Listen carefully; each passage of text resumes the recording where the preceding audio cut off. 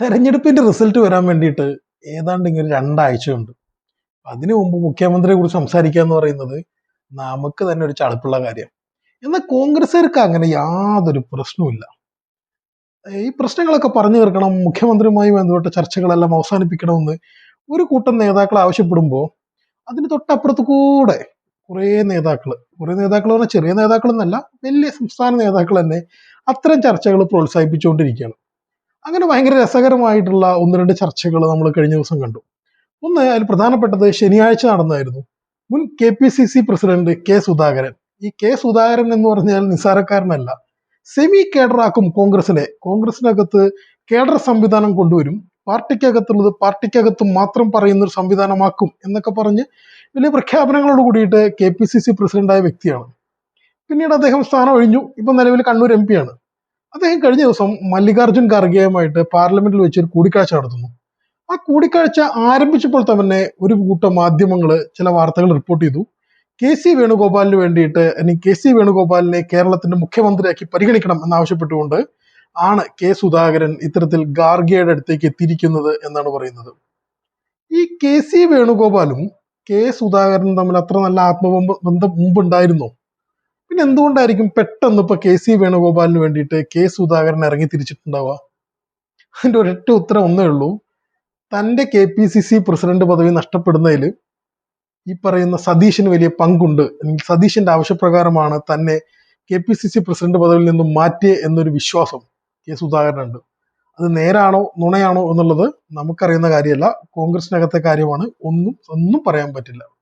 എന്തായാലും ഇത്തരത്തിൽ മല്ലികാർജുൻ ഖാർഗെ കണ്ടതിന് ശേഷം വൈകിട്ട് സുധാകരന്റെ ഭാഗത്തു നിന്ന് ഒരു സ്ഥിരീകരണം സംഭവിച്ചു.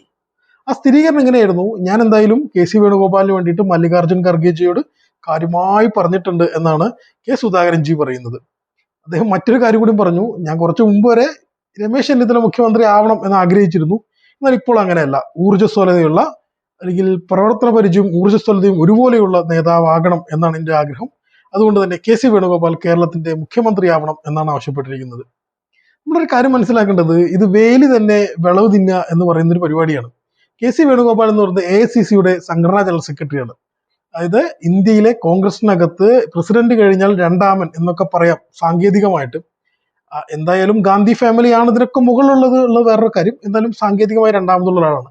അയാളുടെ പേരിൽ നേരിട്ട് മുതിർന്ന നേതാക്കൾ ഇത്തരത്തിൽ ലോബിയിങ്ങിന് ഇറങ്ങുമ്പോൾ എന്റെ പേരിൽ ഇത് വേണ്ട എന്ന് പറയാൻ വേണുഗോപാൽ ഇതുവരെ തയ്യാറായിട്ടില്ല. അതുപോട്ടെ, മറ്റൊരു കാര്യം, എന്തുകൊണ്ടാണ് ഇത്തരത്തിലൊരു ചർച്ച ഉയർന്നു വന്നത് എന്ന് സംബന്ധിച്ച് സുധാകരൻ ഒരു കാര്യം പറയുന്നുണ്ട്. സുധാകരന് പ്രായമായി, ചില ഓർമ്മ പ്രശ്നങ്ങളൊക്കെ ഉണ്ട് എന്ന് പലരും പറയുന്നുണ്ട്. എന്നാൽ ഇന്ന് സുധാകരൻ പറഞ്ഞ കാര്യത്തിനകത്ത് ഒരു വാലിഡ് പോയിന്റ് ഉണ്ട്. സുധാകരൻ പറയുന്നത് ഇങ്ങനെയാണ്: ഞാനല്ല ഈ ചർച്ച തുടങ്ങിയത്. ഈ ചർച്ച തുടങ്ങിയത് ഞാനല്ല എന്ന് പറയുന്നതിൽ നിന്ന് ഒരു കാര്യം വ്യക്തമാണ്. മുഖ്യമന്ത്രിയുമായി ബന്ധപ്പെട്ടുകൊണ്ട്, അല്ലെങ്കിൽ ഭരണം കിട്ടിയാൽ ഉണ്ടാകാൻ പോകുന്ന മുഖ്യമന്ത്രിയെ കുറിച്ച് സംബന്ധിച്ചുള്ള ചർച്ചകൾ ആദ്യം ആരംഭിക്കുന്നത് എറണാകുളം DCC പ്രസിഡന്റായ മുഹമ്മദ് ഷിയാസ് ആണ്. മുഹമ്മദ് ഷിയാസ് പറയുന്നുണ്ട്, എറണാകുളം ജില്ലയിൽ നിന്നുള്ള ഒരു വ്യക്തി മുഖ്യമന്ത്രിയാകണം എന്ന് അദ്ദേഹം പറയുകയാണ്. എറണാകുളം ജില്ലയിൽ നിന്നുള്ള ഒരു വ്യക്തി മുഖ്യമന്ത്രിയാകണമെന്ന് ഷിയാസ് പറഞ്ഞാൽ അതിന്റെ മലയാളം VD സതീശനെ മുഖ്യമന്ത്രിയായി പരിഗണിക്കണം എന്നുള്ളതാണ്. അതിനെ ചുറ്റിപ്പറ്റി വലിയ തർക്കങ്ങളൊക്കെ ഉണ്ടാകുന്നു. അതിനുശേഷമാണ് ഇപ്പൊ വേണുഗോപാലിന് വേണ്ടിയിട്ട് ഒരു വലിയ നേതാക്കളുടെ നിര തന്നെ ഇറങ്ങിയിരിക്കുന്നത്.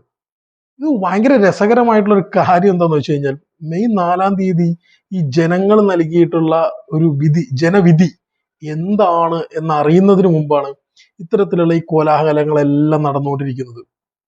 ഇവർക്കെങ്ങാനും അധികാരം കിട്ടിയാൽ അടുത്ത 5 കൊല്ലം എന്തായിരിക്കും ഇവിടെ നടക്കുക? എന്തായാലും ഭയങ്കര കൗതുകരമായിട്ടാണ് കോൺഗ്രസിനകത്തെ കാര്യങ്ങൾ മുന്നേറിക്കൊണ്ടിരിക്കുന്നത്, അല്ലെങ്കിൽ പുരോഗമിച്ചുകൊണ്ടിരിക്കുന്നത്. അതിനെക്കുറിച്ച് കൂടുതൽ പറയാൻ നമ്മൾ ആളല്ല. എന്തായാലും കോൺഗ്രസിനകത്ത് ഇത്തരത്തിൽ നടക്കുന്ന ചർച്ചകൾ അവർക്ക് ജനങ്ങൾക്കിടയിൽ ഉണ്ടായിട്ടുള്ള ഒരു മതിപ്പ് ഉണ്ടായിട്ടുണ്ടെങ്കിൽ ആ മതിപ്പ് നഷ്ടപ്പെടുത്താൻ മാത്രമേ സഹായിക്കുള്ളൂ. ഇതുകൊണ്ട് ആ പാർട്ടിക്കോ ഈ വ്യക്തികൾക്കോ പ്രത്യേകിച്ച് നേട്ടം ഉണ്ടായിട്ട് എനിക്ക് തോന്നുന്നില്ല. ഈ വീഡിയോ അവസാനിപ്പിക്കുന്നതിന് മുമ്പ് ഒരു കാര്യം പറയാം. എന്തായാലും മുഖ്യമന്ത്രി ചർച്ചയിൽ 2 പേരുകളിലേക്ക് കോൺഗ്രസ് ഒതുങ്ങി എന്ന് വേണം മനസ്സിലാക്കാൻ: വേണുഗോപാലിലേക്കും VD സതീശനിലേക്കും. ഇതിൽ രമേശ് ചെന്നിത്തല ടൈക്ക് എന്തായിരിക്കും എന്നുള്ളത് വളരെ പ്രസക്തമായിട്ടുള്ള കാര്യമാണ്. രമേശ് ചെന്നിത്തല ഇതിനോട് എങ്ങനെ പ്രതികരിക്കും? രമേശ് ചെന്നിത്തല ഇതിൽ ആർക്കൊപ്പം നിൽക്കും? അല്ലെങ്കിൽ രമേശ് ചെന്നിത്തലയുടെ പുതിയ തന്ത്രങ്ങൾ എന്തൊക്കെയായിരിക്കും? രമേശ് ചെന്നിത്തലയ്ക്ക് വേണ്ടി പഴയ പോലെ NSS രംഗത്തൊരു കണ്ടറിയാൻ കോശി. അപ്പോൾ അടുത്തൊരു വീഡിയോ ആയിട്ട് നമുക്ക് പിന്നെ കാണാം.